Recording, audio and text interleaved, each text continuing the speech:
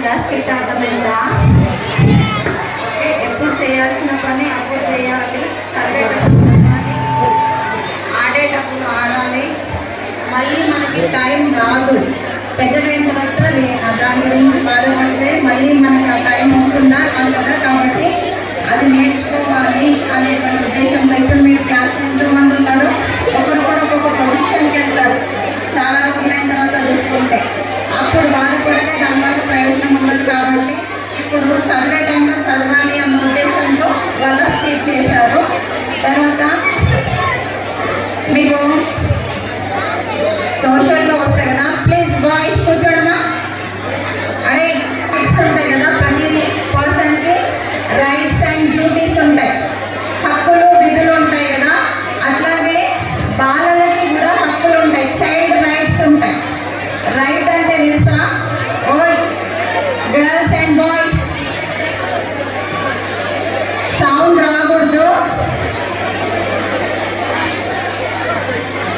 సరే, రైట్స్ అంటే మీరు సాధించుకోవాల్సినటువంటి రైట్స్ ఉంటాయి.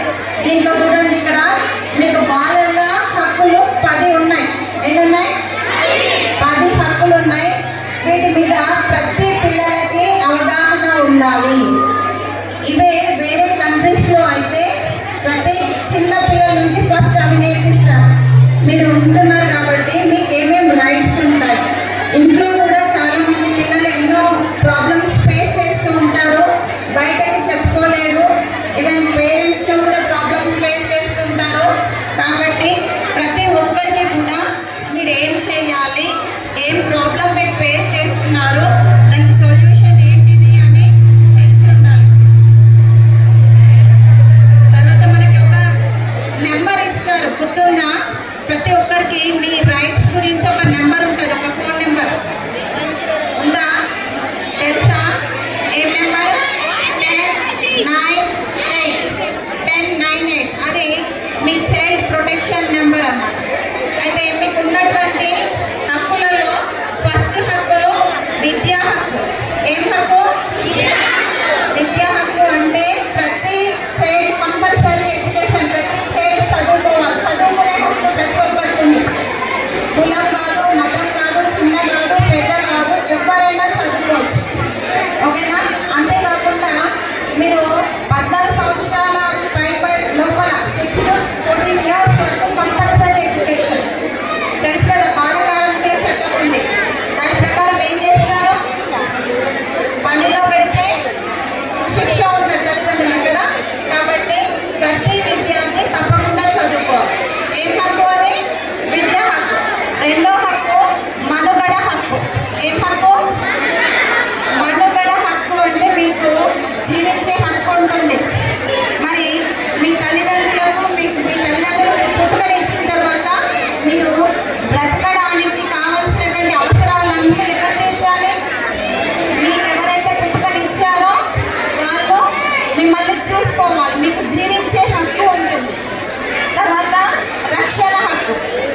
రక్షణ హక్కు అంటే మీకు వాళ్ళు భద్రత కూడా కల్పించాలి, రక్షించాలి.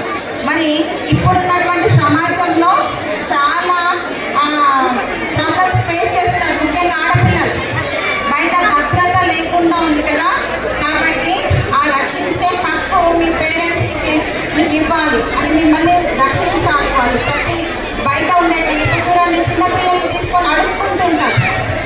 మరి వాళ్ళకి ఆధారం లేకుండా చేస్తున్నారు. అట్లా చేయకూడదు అనమాట. మరి వాళ్ళను భద్రపరిచేటువంటి హక్కు తల్లిదండ్రులు వాళ్ళు ఎవరైతే జన్మనిస్తారో వాళ్ళు చేయాలి. సాధికారత హక్కు.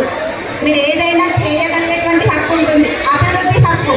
మీరు పుట్టినారంటే మానసికంగా, శారీరకంగా మీరు డెవలప్ అవ్వడానికి మీ పేరెంట్స్ హెల్ప్ చేయాలి, ఆ హక్కు ఉంటుంది.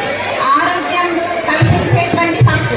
మీకు మంచి ఆరోగ్యం ఇచ్చేటువంటి హక్కు కూడా, అంటే మంచి పౌష్టిక ఆహారాన్ని స్కూల్లో ఇవన్నీ ఎందుకు ఇస్తున్నారో, పిల్లలకు ఏది కావాలో పౌష్టిక ఆహారం అంటారు.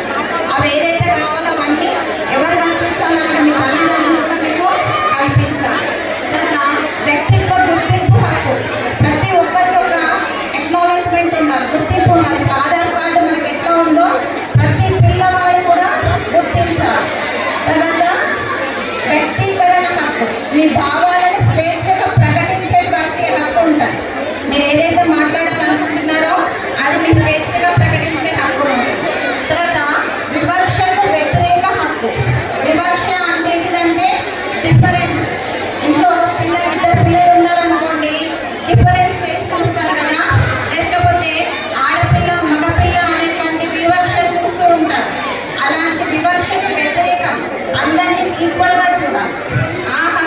ఉంటుంది. సురక్షిత పర్యావరణ హక్కు, మంచి పర్యావరణంలో మంచి వాతావరణంలో మిమ్మల్ని పెంచేటువంటి హక్కుని మీరు కలిగి ఉంటారు. ఇవన్నీ ఎవరి రైట్స్, ఎవరి హక్కులు ఇవన్నీ? పిల్లలకి ఉన్నటువంటి రైట్స్. ఈ 10 హక్కులు మీరు తెలుసుకోవాలి. ఈరోజు మీ రోజు కాబట్టి మీకు వీటి మీద అవగాహన కలగాలి అన్న ఉద్దేశంతో వీటిని చెప్పడం జరుగుతుంది. తర్వాత వాటి గురించి కొన్ని స్లోగన్స్ చెప్తారు. 7th C పిల్లలు స్లోగన్స్ చెప్తారు కొన్ని. పని వద్దు పనిముట్టు, పనిముట్లు వద్దు, కలం పుస్తకం వద్దు, లిఖన చదవద్దు, ఏ బిడ్డైనా వద్దు. పిల్లల భద్రతకు తగిన వాతావరణాన్ని కల్పిద్దాం. బాలల హక్కులను రక్షిద్దాం. తోటకి పూలందం చదువు. దానికి పనికి